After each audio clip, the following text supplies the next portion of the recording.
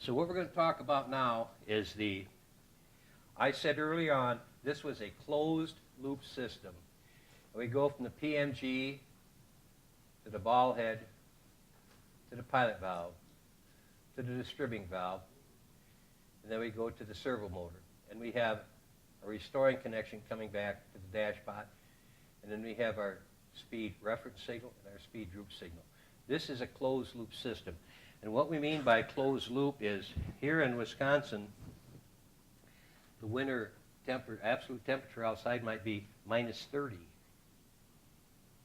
And so if I took the thermostat that's in my house and I put it outside in the minus 30 degree temperature and I turned, and it happened to be saying 70 degrees, how hot would it get in the house?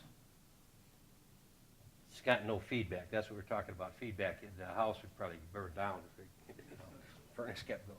So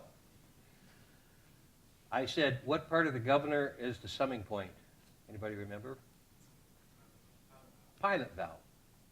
So the pilot valve is the summing point. Well, let's see what signals come in there. We got the true speed signal coming. PMG is driven by the turbine generator. So I have true speed coming into the pilot valve versus the speed adjustment signal versus the speed droop signal. Then I have a mechanical connection, a hydraulic connection between the pilot valve and the distributing valve. There's another piston in there. Then I have a restoring signal coming back to the pilot valve. So I actually have hydraulic gain between the pilot valve and the distributing valve, and they call that relay restoring. And then I have my Dashpot signal coming in. So let's see if we can figure out how this thing operates. One of the things that we want to do is check to make sure that the governor is calibrated properly. We're going to be doing this. So we want to make sure that the red hand, which is the gate limit hand, is on correctly. And Rick will be showing you over in Amherst how to ensure that the gate limit is properly installed and the black hand is properly installed. Now the reason I say that is because I spent several hours trying to calibrate a unit one time, and I found out that in order to calibrate the unit, the guy had taken the pointer off and put it back on so it looked correct. So never do that. That's a no-no. Calibrate it properly. Make sure the hands are on correctly. So right now, here's a drawing showing the governor. So you guys are going to have to help me. Where's true speed? What's going to give us true speed? Here, right? What else do I need?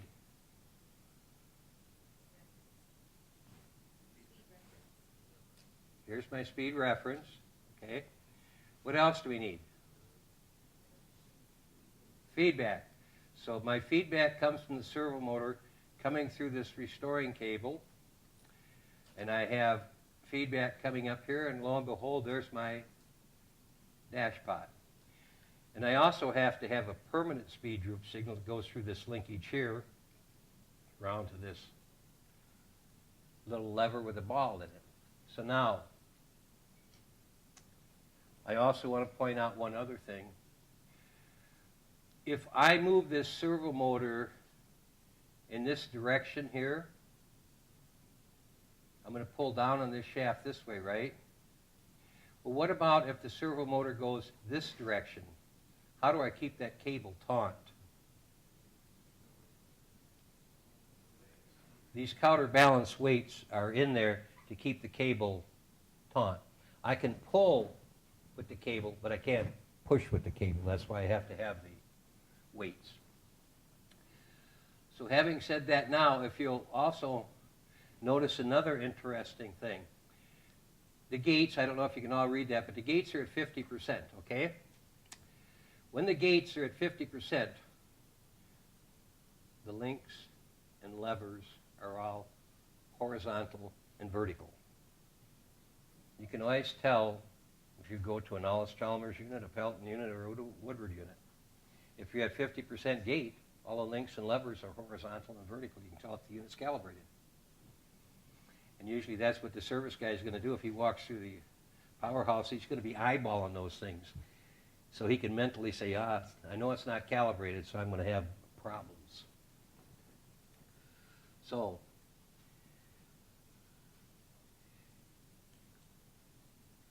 we've located all three inputs. Okay, I got to make sure this works. So, okay. What happens if there's an overspeed condition? What do the fly balls do? They're going to move out. I'm going to push down on the fly ball rod through this floating lever connecting rod to the pilot valve, and I'm going to push the pilot valve down, right?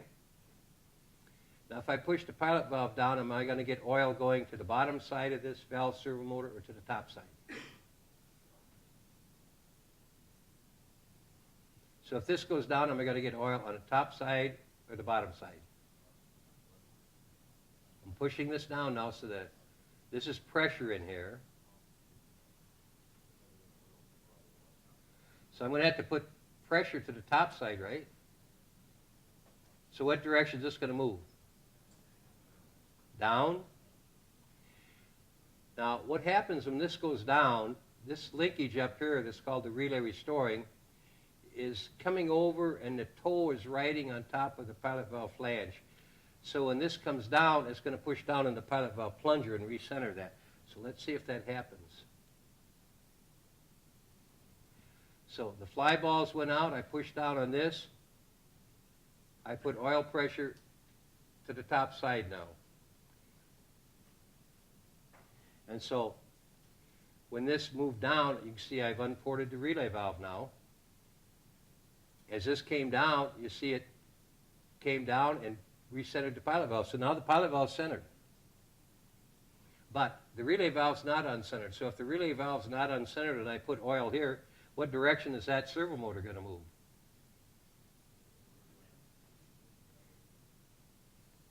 Going to move this way or that way? Going to go towards zero, right? Because I got oil pressure here. Okay, so if the servo motor moves this way, I'm going to pull down on this. Right, pull down on this. I'm going to raise the large dashpot plunger. What's the small dashpot plunger do? Right, came down. This went up. So what did I do to the pilot valve? I've raised it back up again, right, towards its original static position. And I put oil pressure under here. That's going to recenter the pilot valve and recenter the relay valve. So I've recentered the pilot valve, recentered the relay valve. The gates have moved, but the speed has not changed yet. And the reason I'm doing that is because when those servo motors moved, it caused their power reversal I'm talking about in the water. So I have already gone through and recentered the pilot valve and the relay valve. The servo motors moved, but the speed hasn't changed yet. So I've got to get the speed to change. What two inertias am I worried about? Okay, and if I have set the dashpot needle correctly, the rate that the fly balls come back to their neutral position is going to be the same as the unit coming back to speed. So let's see if that happens. So you can see that as the fly balls came in, the small plunger was moving this way, and they canceled out the signal so that the gates didn't move any farther.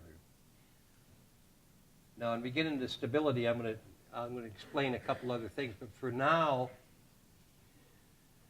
this is how the governor responds. So let's go back where we started.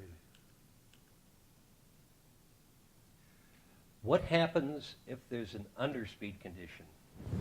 And we don't have the nice pretty lines going anymore. So what happens if there's an underspeed condition? What direction do the fly balls go? In. So what am I going to do here? up. If I come up, where am I going to put the oil? To the bottom side of this, right? This is going to raise the relay valve up. When the relay valve comes up, it recenters the pilot valve in different position. I put oil here. I'm going to move the servo motor open. The weights are going to pull down on the restoring shaft. So what direction is this going to move? Up. This is going to go down, up, down. So I recentered the pilot valve in the opposite direction, which is going to cause the pilot valve to be recentered and the relay valve to be recentered. Everybody understand that?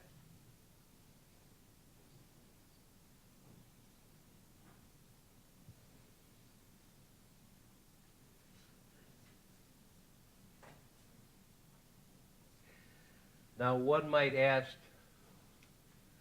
why is there a spring in this rod? And that's called a floating lever connecting rod. Anybody have any idea why that's spring loaded?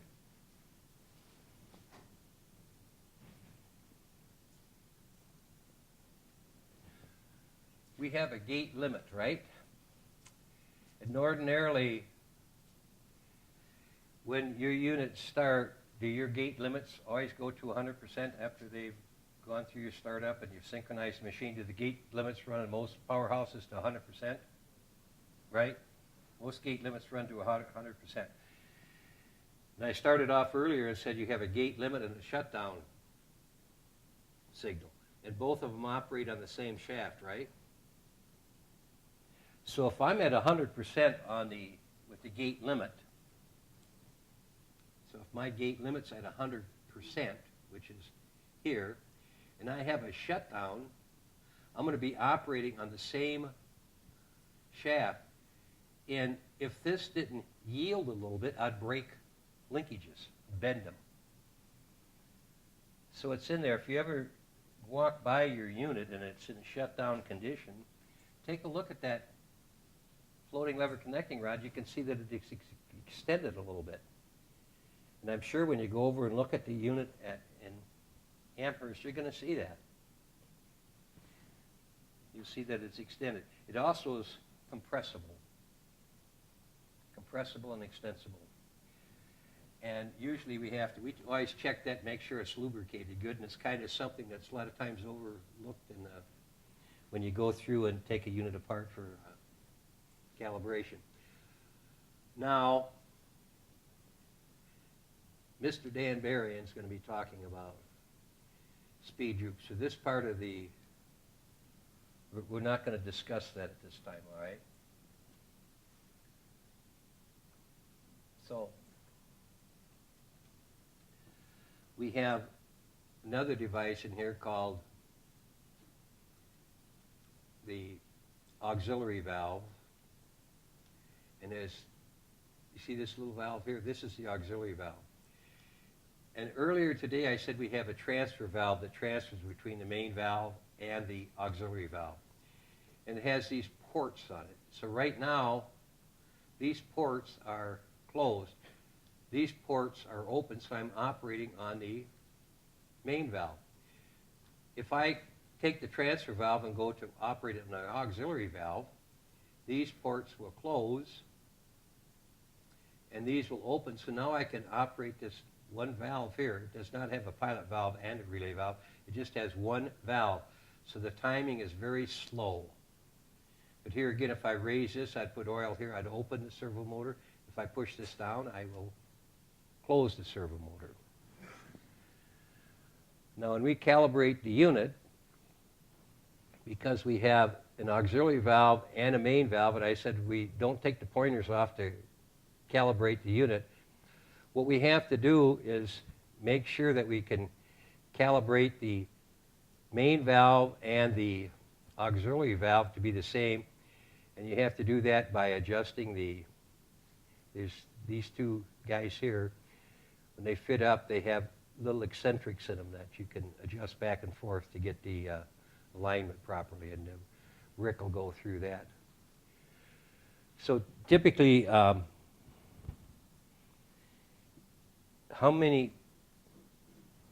often do you guys calibrate your governors?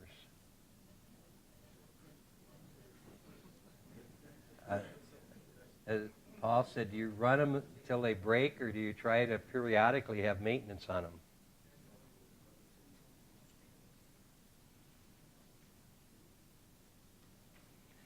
How many people have maintenance every year? How many people have maintenance every 3 to 5 years? 10 years. So every 3 to 5 years is probably pretty good. One of the things that we did when we worked out a maintenance schedule, and that is that every 3 to 5 years you will take the governor apart, clean all the parts up, put it back together, and then calibrate it. And by calibrating it, you'll be able to see that over in Amherst. But basically what we're doing is making sure that the pointers line up at 0 to 50, and we go 0 gate, 100% gate. We have various adjustments where we can get it correct. Line up the gate limit, so when I put the red hand at 50, this will go to 50.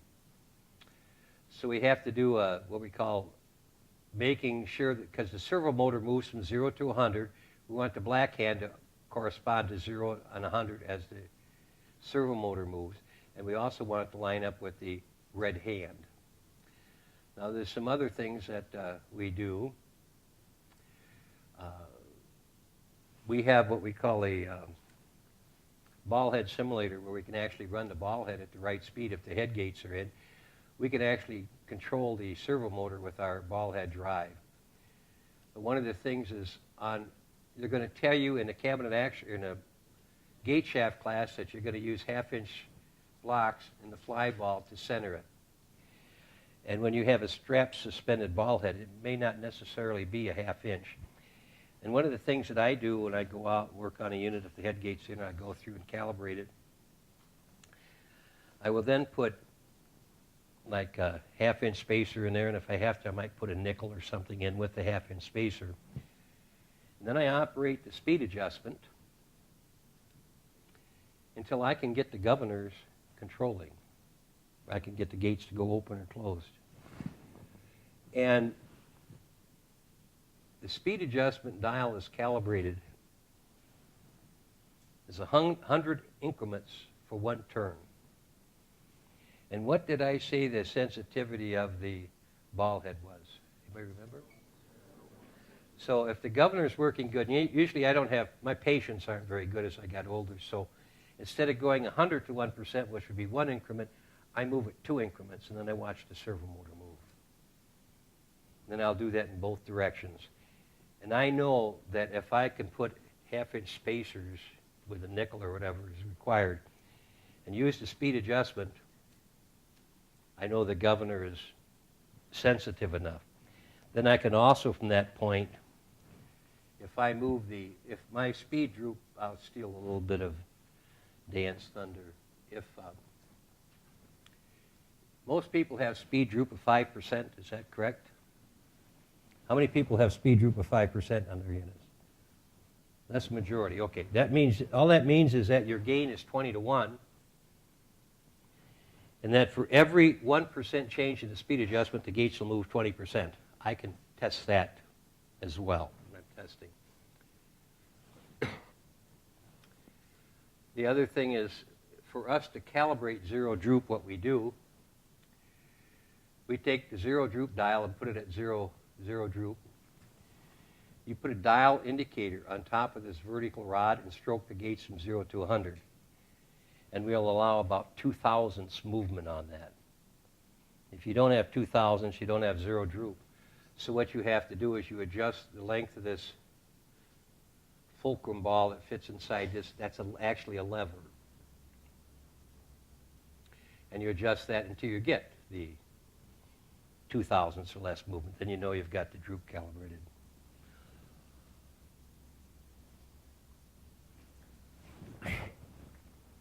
So if I have I'm going to go back for a little quick review now.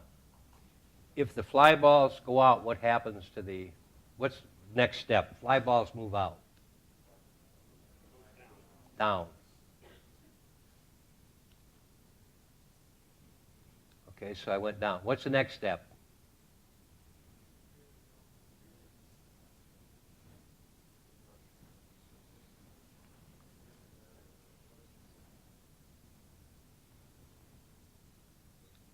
I got oil pressure here, so what's going to happen? Down. So this went down. So now I got oil pressure here. What direction is the servo motor going to move? Okay. What am I depending on now to recenter the pilot valve back to where it should be? Dashpot. Okay, so what happens here? I moved in here, I pulled down here on this restoring shaft, and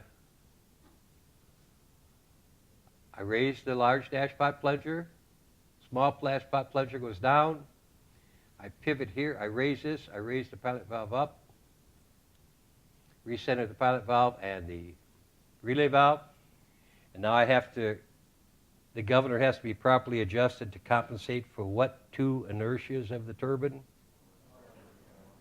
Exactly. And that'll take us back to normal position. Now, what were these nuts here called? What are those used for? Timing. That's how we time how fast the servo motor can move. So, I control how far this relay valve moves is determined by what I've got these set at. What did I say, the maximum 1 inch? That's correct. They'll move plus or minus 1 inch.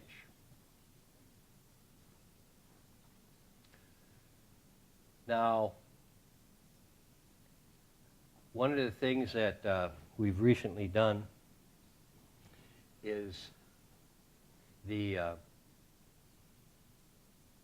timing of that dashpot. Now, you're going to be doing some timing over in the lab when you get to take the dashpots apart, put them back together, put oil in it, and make sure you got the air purged out of them. But what we know from studies is that if you have your dashpot needle here open 1/8 of a turn, the dashpot reset time is 7 seconds.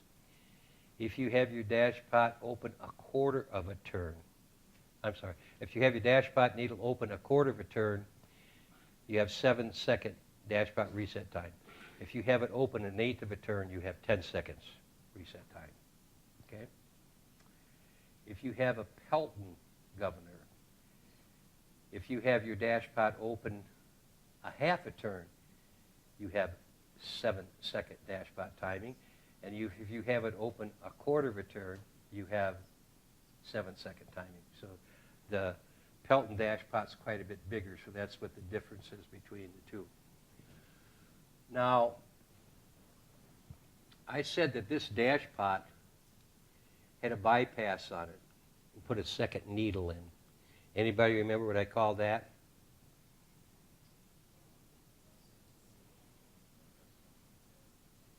Dashpot reset, right?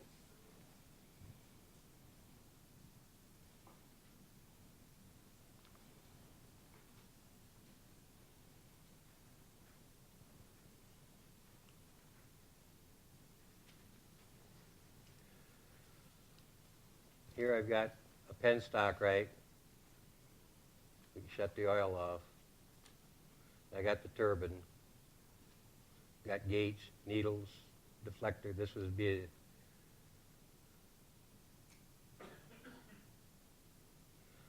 the different ways you could operate it. What is TM? What did we say it was? Mechanical inertia, yeah. That's the mechanical starting time. It's the time in seconds required to accelerate the unit from 0% speed to 100% speed with 100% torque applied.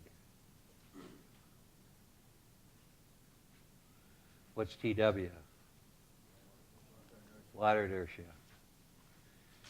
Water starting is defined as a time in seconds required to accelerate the water in the penstock to rated velocity at rated head. Now, these are kind of hard. I mean, you can calculate them mathematically, but basically what we're saying is if I could open the gates instantaneously, the water starting time would be how long does it take for the water to get from its zero velocity to rated velocity. That's what water starting time is. And then the same thing happens with the mechanical starting time. If I were to take the gates and open them up instantaneously to 100%, how long does it take the unit to get 100% speed? That's what we're talking about. So those are the two inertias that are important.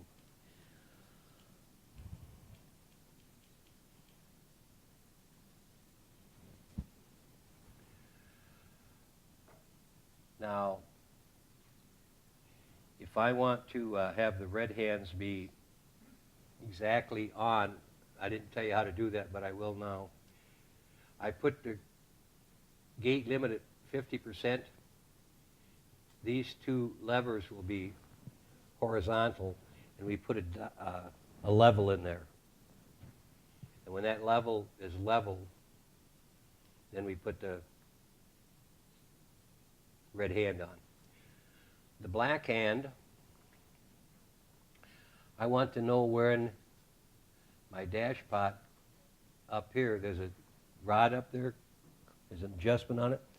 At 50% gate, that's level. So I adjust, I put a level on there, I open up the gates until this is exactly level, then I put the black hand on. Now there's another way you can do it because there's a keyway in this restoring lever. And this lever moves 60 degrees for 100% gate travel. And when you go to 30 degrees, which is halfway, there's a keyway in there that'll be level. So if all else fails, you can look at that.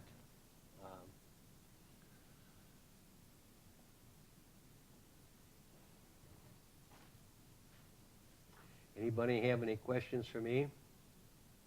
Say that again, Jared. The keyway is level at 50%.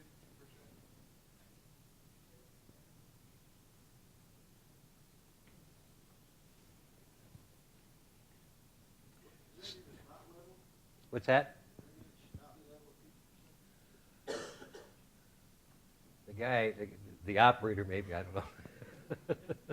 No, there are some things that won't be level. We're speaking strictly of up around the pilot valve, because these may not be level. But now, on a Pelton unit, we were talking, because we have a unit over there that we're going to be demoing too.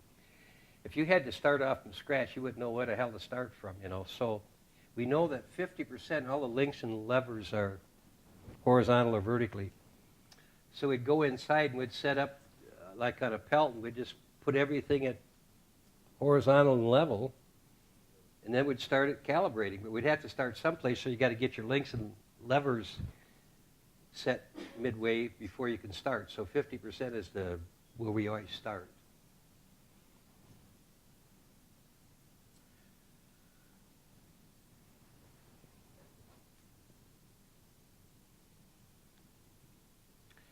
So I said that speed droop gain was, if I had 5% speed droop, the gain would be 20 to 1. Well, how did I do that? Well, if I have 100% gate travel and I have 5% droop, it takes 5% change in the speed adjustment to get the unit to 100% gate. 100 divided by 5 is 20 to 1, right? So that's the gain at 5% droop. If I have 4% speed droop, what's the gain? 100 divided by 4 is 100 divided by 3, 100 divided by 2, 100 divided by 1, 100 divided by 0. Infinity. And that's the reason you cannot have two units, both with zero droop, because their speed gain on both units is infinity. They both want to be boss, and they'll fight with each other to get there. So you can have a scenario where one unit's faster than the other one, it picks up all the load, the other one motors. Or it could be the other way around. Or if they're both pretty responsive, they both might just sit there and just might hunt back and forth. That's why you always have to have one unit with droop on it.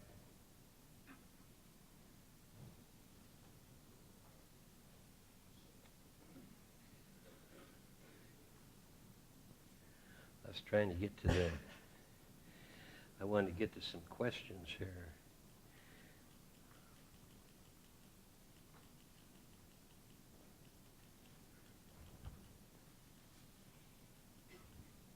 Because this is the...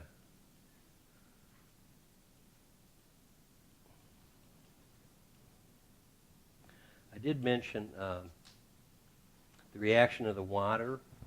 I said if I close the gates, here you can see that we're closing the gates here. I'm closing the gates. And I'm looking at the actual generation of the unit. Well, when I closed the gates, what did the power do? They increased, right? That's what we're talking about, the power reversal. And then when the gates started coming back, the slope was not quite as the same, but I also had power reversal in both directions. One of the things that we generally go out and tell the, we want to synchronize the unit after we're finished overhauling it, and there'll be an operator there. And a lot of times the operator has one hand on the speed adjustment and the other one on the breaker. And then he's watching the synchroscope move around, and then it looks like it's just a little bit too fast, so he'll give it a slow down one. Well, because of the power reversal, it goes faster. And so then he's flustered, and he goes back and forth. And so I usually go over and say, look, you got to give the governor time to react. So put one hand in your pocket, and then give the governor a change, and then put the other hand in the pocket, and then take this hand out and put it back on there. By that time, the governor should have responded. So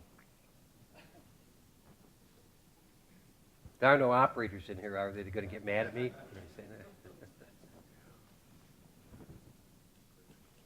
Here was the, this is the Dashpot I was talking about. And you see this flat up here? This is called the compensating crank. And that's where you put the level to make sure that your black hand is on at 50% gait. There's the 2 7/8 dimension is from here to here. Here's the Dashpot bypass solenoid. Now the adjustment for that is right over in the side there. And there's a rule of thumb that we try to adhere to, and that is in order to make the unit stable, and I adjust this needle there for 1/8 of a turn, I'm going to adjust my bypass needle for only 1/8 of a turn. If I have 1/4 of a turn on my Dashpot needle, I'm going to set the bypass 1/4 of a turn. Now early on, Woodward was a good company. I worked there for many years. But they had a procedure for setting up this Dashpot solenoid. And I think Mike Lassa and Joe Potres will be working with you guys on that. But what Woodward did, they went through and did the same thing we're going to do. But they said the final test was, it said, open up the bypass 3 turns. Well, they never said that just so you can run this test.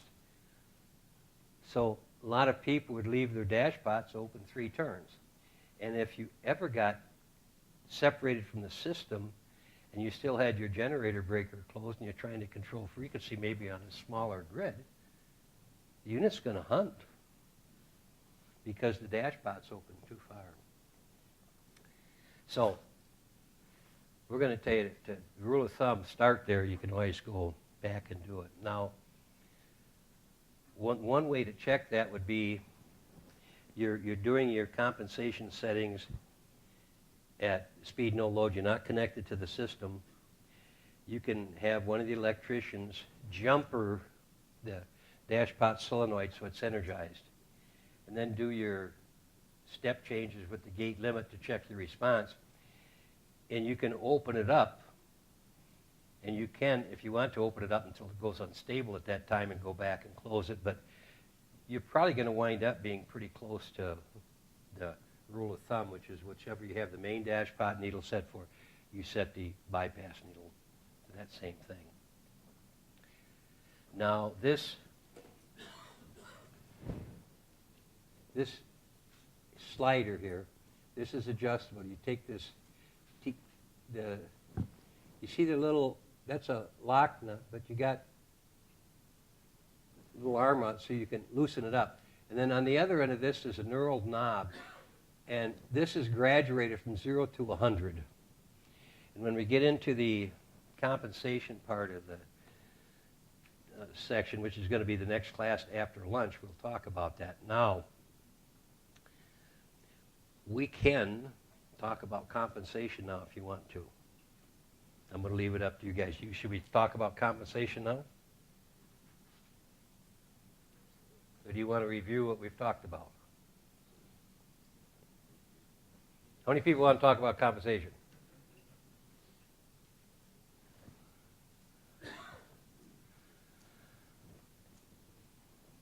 Okay, so we'll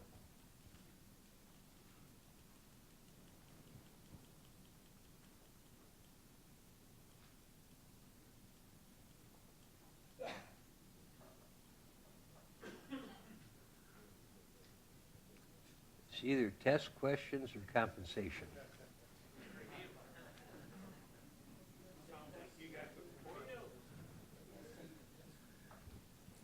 So do you want to talk about the tests now, or do you want to do compensation a little bit? Okay. I thought I might be able to convince you.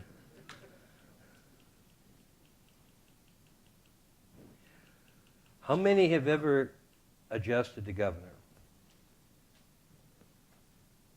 How many people have been down at the unit and tested it to see if the governor was stable or not? Okay. And so really it's a trial and error kind of a thing. You can set, like I could take the governor and I could take that Dashpot slider and I would set that to 100%.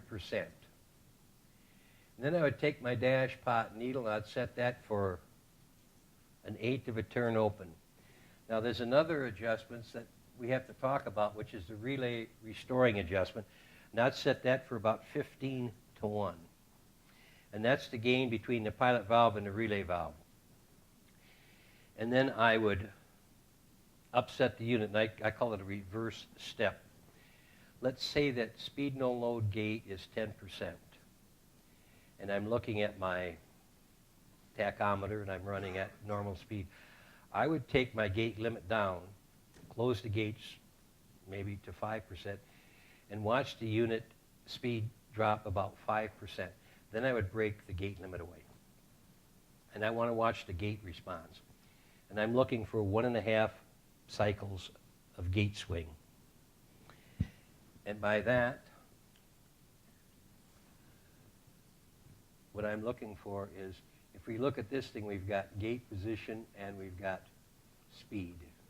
And up here it says gate position is the 0. So if I take the gates closed, the speed's going to drop down, percent the speed being on this side. So now the speed is down. When I take the gate limit away, the unit is going to, the gates are going to go 1.5 cycles. That'll be 7/10 critically damped, 1.5 cycles.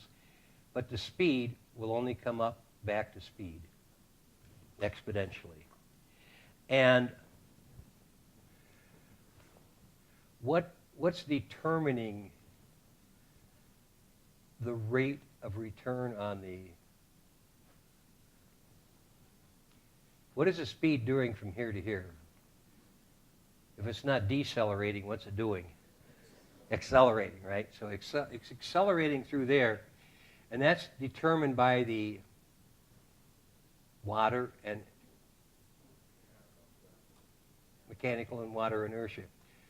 But early on when I went through, I said, we want to have the unit just come up.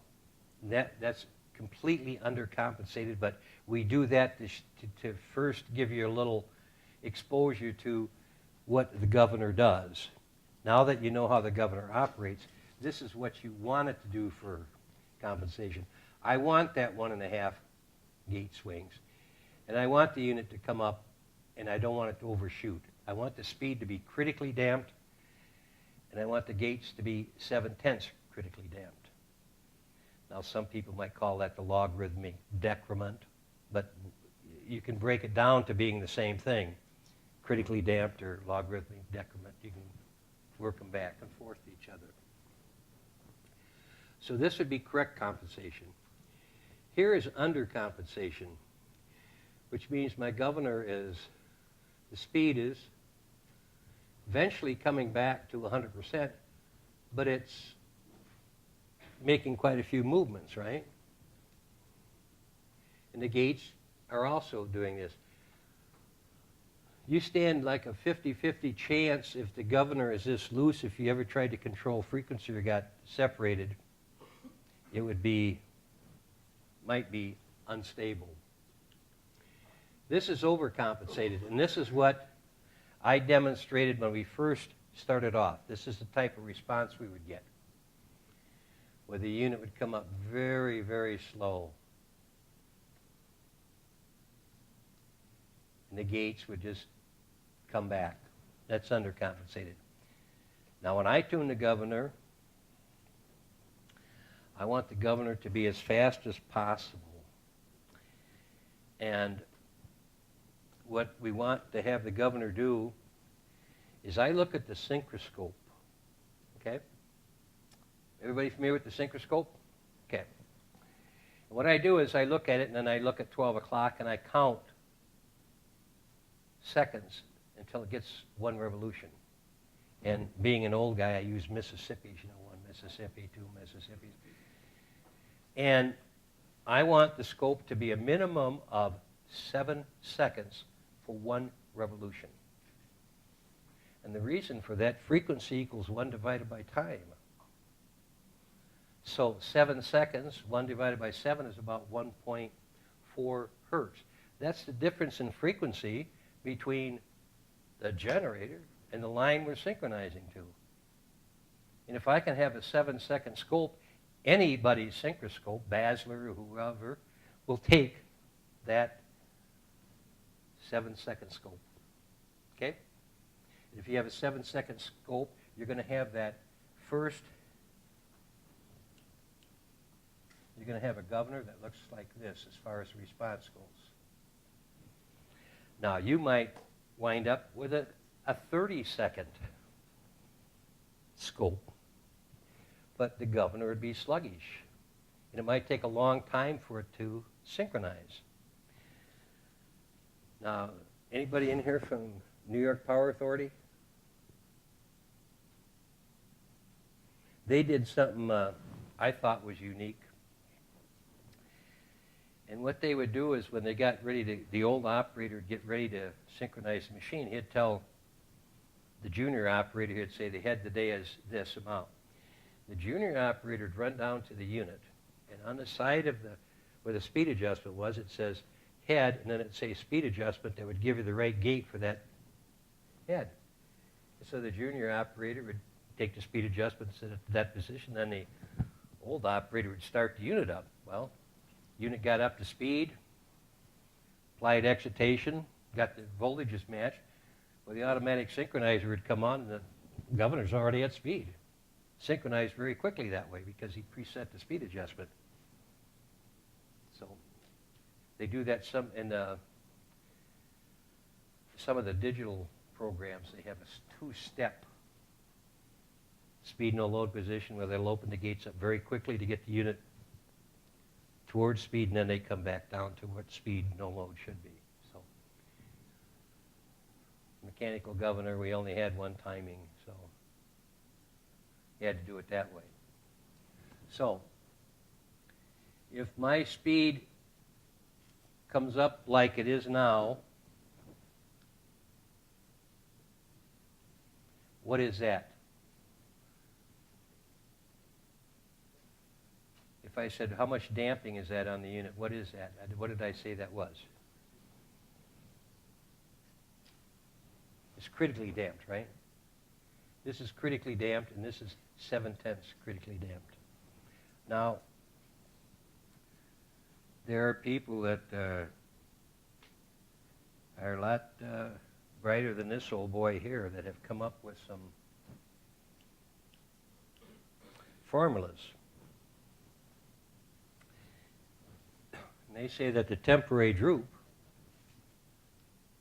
is equal to 2.5 TWs over TM, and Dashpot reset time is 5.9 TWs. And this is pretty close for TMTW that I found. But for this one, I usually just add the water inertia and the mechanical inertia. And that's typically going to be my pretty close to the Dashpot reset time.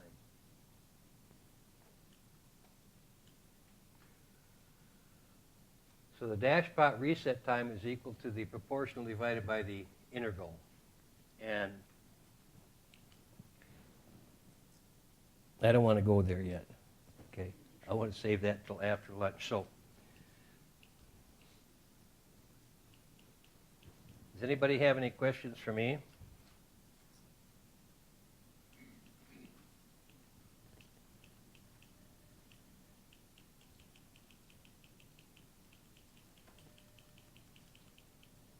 I'm going to start asking questions here shortly.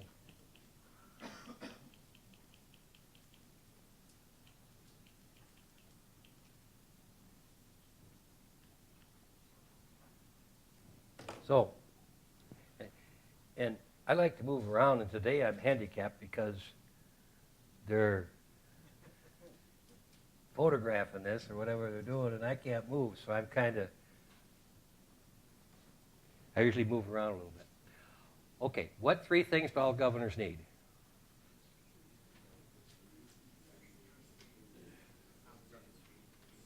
What two types of feedback are there?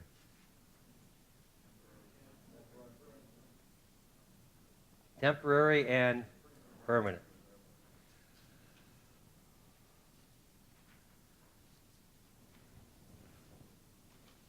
How many servo volumes in a pressure tank?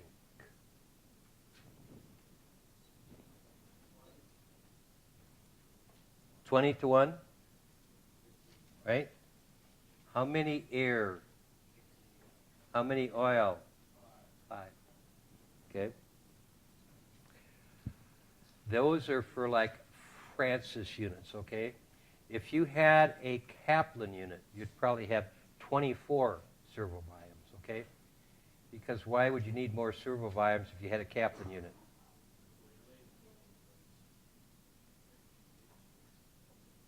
What did I hear? The blade servo motor. Yeah, you got more than just 2 servo motors for the wicket gate. You've also got the blade servo motor.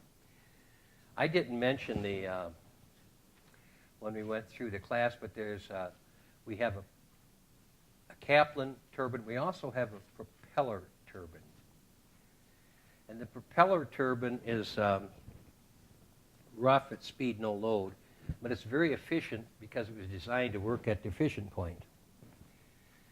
And some people take the Kaplan units because the Kaplans have servo motors.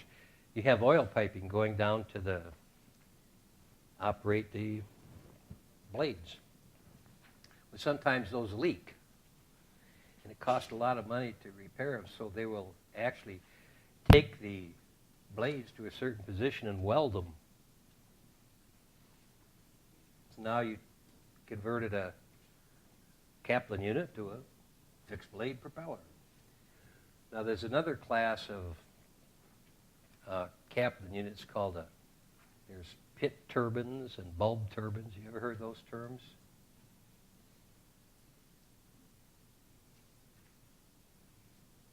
Paul, didn't you mention West Virginia as part of the TVA? You got some stuff in West Virginia? No. Oh. Who was it? Was it Rick that mentioned West Virginia? Somebody here from West Virginia. Yeah. But in West Virginia, there's and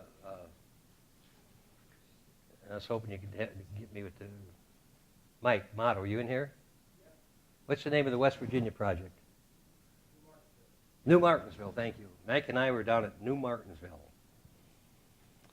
And it's one of them bulb turbines, I think. And we had quite an experience down there. I won't get involved with what the hell we had to do down there, but it was. We got down there and we said, well, what do you want us to do? And they told us what we wanted to do. And we didn't bring any tools because we were told they had tools. We were told they're going to have people helping us, but the guys that were helping us were cleaning the trash racks at night, and they were sleeping all day, but we got there during the day, so now we got no tools. So we run to a hardware store and buy some tools. Anyway, it became a very, very arduous job.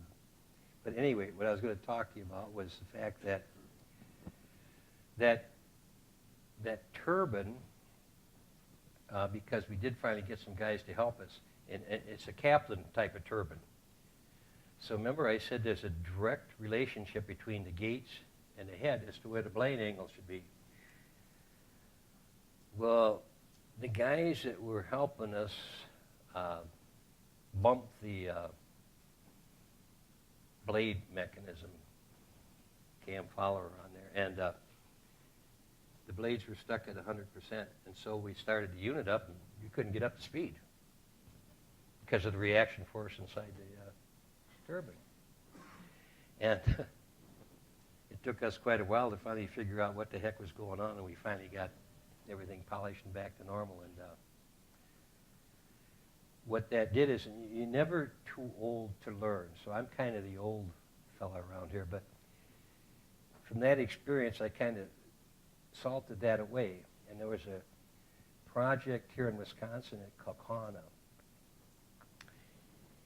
and they had a digital governor on. And one guy, it seemed like it always happened at night. They said the blades are stalling, or gates are stalling, we can't get the gates open. So we got sent over to look on this digital governor. And they had an older gate shaft governor, which would be something like that guy on the stage here. It's a gate shaft.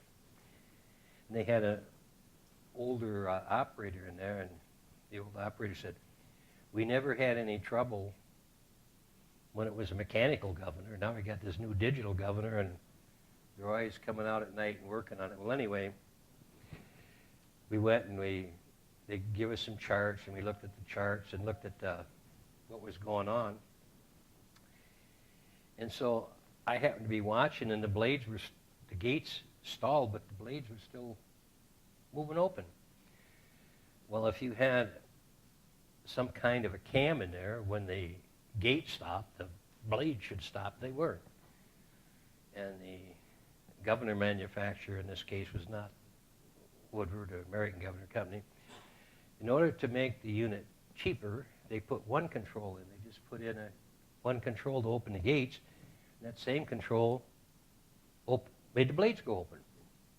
So what would happen is you'd get to a 100% gate in the middle of the night, and there'd be a spike of some kind, and the speed sensor would see it, close the gates. But the blade stayed at 100%. Well, now, they didn't know what was wrong, and they'd send a guy out at 4 o'clock in the morning, and he'd go out there, and then... So anyway, we figured out what the problem was, that the blades were sticking, all because I had been at New Martinsville and saw that same phenomenon. But anyway, we went back and saw the guy later on, and he said, I didn't have too good a Christmas this year because of you. And I said, what did I do? He said, you cut out my overtime. So, we got about 3 minutes till lunchtime. Are they going to sound a bell? I think you can sound the bell now. Okay. Thank you. See you after lunch.